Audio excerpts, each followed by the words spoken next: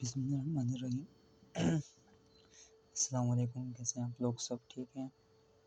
अच्छा जी, तो आज हम जो है वो फिज़िक्स का 2022 और 23 का जो पास्ट पेपर के एमसीक्यूज़ हैं वो हम सॉल्व करेंगे।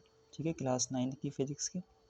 तो स्टार्ट करते हैं। ठीक है, पहला एमसीक्यूज़ है, numerical value of dash remains constant everywhere. कह रहा है जो न्यूमेरिकल वैल्यू है वो किसकी कांस्टेंट रहती है हर जगह? हर जगह किसकी कांस्टेंट होती है?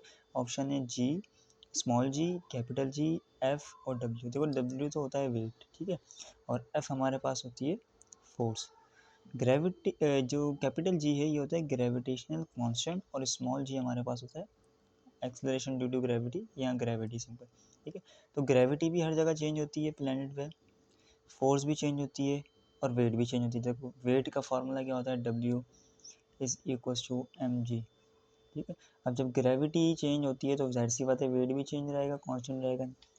तो इसका आंसर होगा B, capital G. Capital G जो है वो कांस्टेंट रहता है हर जगह पर।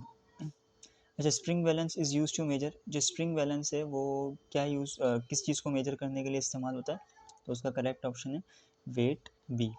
ठीक है, your weight as measured on earth will be dash on moon.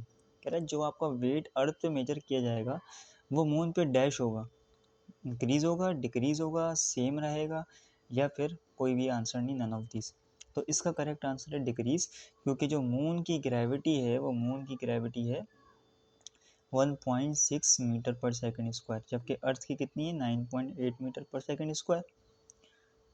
जब ग्रेविटी की वैल्यू डिक्रीज हो गई तो वेट भी क्या होता है? डिक्रीज होता है। ठीक है, अच्छा, the velocity of a satellite is dash of its mass independent. ठीक है, जो किसी भी सैटेलाइट की वेलोसिटी है वो प्लैनेट के मास पर डिपेंड करती है, ना कि उसके अपने मास पे। ठीक है, during which process a gas becomes a liquid. किस प्रोसेस के थ्रू जो है वो गैस लिक्विड में कन्वर्ट होती है?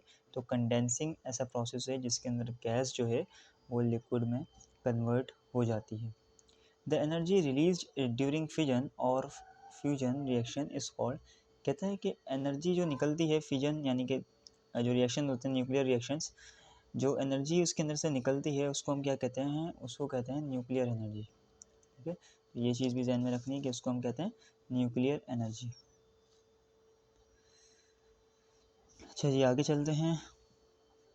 आगे हमारे पास है which is the unit of the which is the unit for the spring constant. Spring constant के का यूनिट क्या होता है? अच्छा देखो, एफ इज इक्वल्स टू के एक्स। ठीक है, ये जो के है ना ये स्प्रिंग कांस्टेंट है, तो के निकालना है, के ऐसे ही रखो आप, और एफ अपॉन एक्स।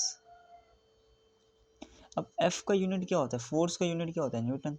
और एक्स क्योंकि डिस्टेंस होता है तो इसका यूनिट क्या होता है? मीटर। तो फॉर्मूले में क्या यूनिट क्या बनेगा? न्यूटन पर मीटर। तो यहाँ पर ऐसा कुछ लिखा हुआ है? नहीं लिखा हुआ, लेकिन ये जो लिखा हुआ है NM-1, ये इस तरीके से NM, ये भी सही है। ठीक है, या फिर ऐसे भी लिखा हो सकता है न्यूटन पर मीटर, ये दोनों चीज़ें आपकी सही हैं। Which of the following is not a unit of pressure. अच्छा, पास्कल भी होता है, बार भी होता है, एटमॉस्फेयर भी होता है, ये प्रेशर का यूनिट होते हैं, लेकिन न्यूटन जो है वो फोर्स का होता है, प्रेशर का यूनिट नहीं होता। ठीक है, Newton's law of gravitation holds between every two object on the. कहते हैं जो न्यूटन का लॉ ऑफ ग्रेविटेशन है वो हर ऑब्जेक्ट के दरमियान होता है। कहाँ पर? अर्थ में, जुपिटर पे, मून पे, यूनिवर्स में। तो करेक्ट आंसर यूनिवर्स में। पूरे यूनिवर्स में न्यूटन का लॉ एग्जिस्ट करता है, लॉ ऑफ ग्रेविटेशन, के हर दो ऑब्जेक्ट जो हैं वो एक दूसरे को फोर्स लगा के अट्रैक्ट करते हैं। Gravitational field of earth is directed. Gravitational field जो अर्थ की है वो कहाँ होती है? अर्थ की तरफ ही होती है, towards the earth. Dash is the first scientist who gave the concept of gravitation. Answer is Newton. ठीक है, quantity of motion contain in the body is called. Motion की क्वांटिटी यह कहलाता है momentum.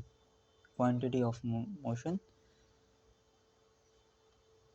Contain in the body, motion की जो quantity है किसी बॉडी में वो उसका मोमेंटम कहलाता है। फॉर्मूला आपको पता होना चाहिए। ठीक है, centrifugal force is always directed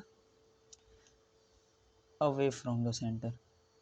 centrifugal force इस तरीके से बाहर की तरफ होती है। ठीक है।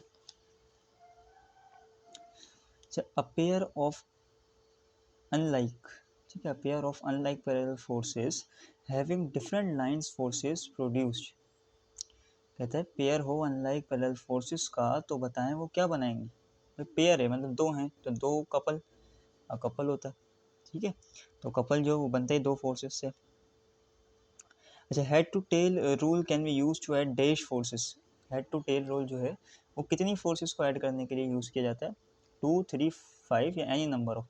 तो हेड टू टेल रूल किसी भी, कितनी भी फोर्सेस हों सबको ऐड करने के लिए हेड टू टेल रूल का इस्तेमाल किया जा सकता है, ठीक है। तो ये हैं 2022 के और 23 के सेशन, 2022 और 2023 के MCQs फिज़िक्स के क्लास 9 के, इसको नोट डाउन कर लें।